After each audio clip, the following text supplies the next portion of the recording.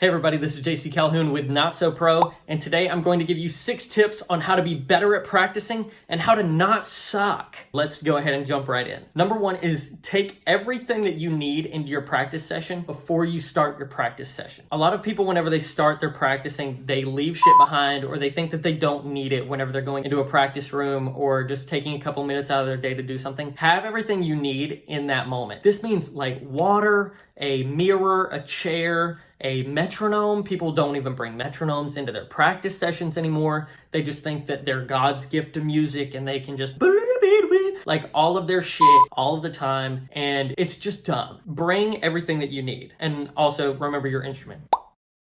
That's important too. Next, tip number 2, that is practice in 25 and 30 minute blocks. And I know what some of you guys are thinking. What? How? Why would I only practice for this much time? My professor tells me that I need to be in the practice room for like 3 hours a day. No.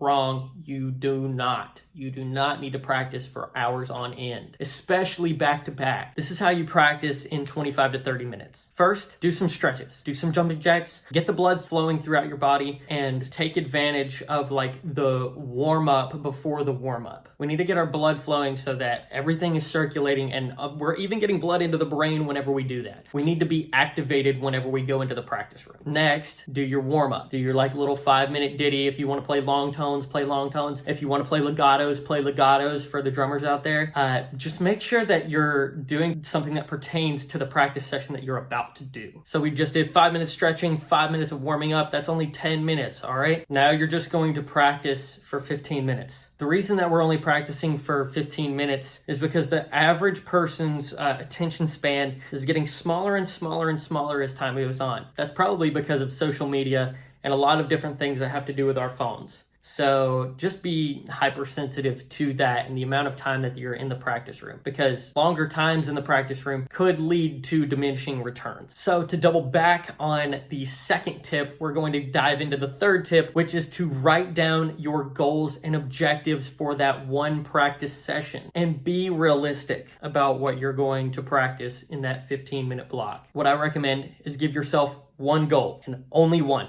Don't write anything else, and really dig into that one specific thing in that one excerpt or that one piece of the music. Complete that goal and only that goal. At the end of the practice session, you will feel more accomplished in what you just did. Instead of spending 1 hour trying to do 8 things and only half-assing it, you have completed one full thing in 15 minutes. So that probably feels a hell of a lot better than feeling like that you just wasted an hour, and yeah, it just sucks, right? I know I've been there, and I know that if you're watching this video, you've probably been there as well. It's gonna make your practicing a lot less frustrating and a lot more unfrustrating. Enjoyable is the word that I was looking for. So use tip 2 and tip 3 hand in hand and help them work together. Tip number 4, which should probably actually be tip number 1, is use your metronome in your practice sessions. And by a metronome, I mean a separate entity than your cell phone. If you do happen to have just your phone as a metronome, turn everything off and turn airplane mode on. The beeping and the pinging and all the shit going off while you're in your practice session is just going to distract you. And then your 15-minute practice session or your 30-minute practice session is now 45 minutes and you haven't really accomplished anything. You know it. I know it. Turn your phone off. I have this old one right here. It just has a little clicker. I'm pretty sure this is like 3 cents on eBay right now.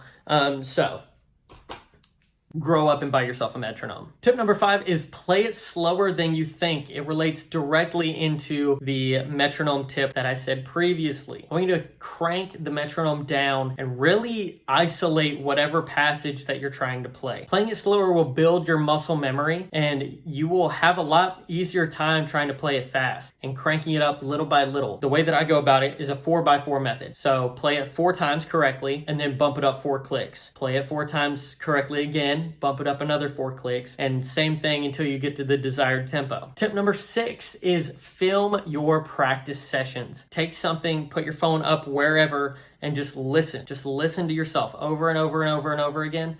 because you are going to be able to listen to yourself more than somebody else can listen to you. Then write down whatever you're hearing that does not sound very good and be your biggest critic. What you should probably take into consideration whenever you're writing it down is write down the timestamp, write down the measure number, the beat, and write down the certain partial of the 16th note if you have to. But just do whatever you can so that whenever you go into your next practice session, you know exactly what to work on and what you screwed up in your practice video before, and how each of your excerpts actually sound from an outsider's point of view, and not how it's playing in your own head whenever you're practicing it, because those are two totally different sounds. I'm going to add in a little bonus tip, and the last tip is know when to move on. Practicing can take hours and hours and hours of your day only if you let it. You have to be in control of the practice session. So if you find that you're getting really frustrated in a practice session, you should probably find something else to do, or go take a little walk, take a small break, and jump back into it. Or even just come back tomorrow. The music will still be there tomorrow. I promise. It's going to make it better on your mental health. And I know that a lot of the musicians that are going to college for music, that might be something that you think about a lot. So take care of yourself and do all of the things that you know that you should be doing for yourself.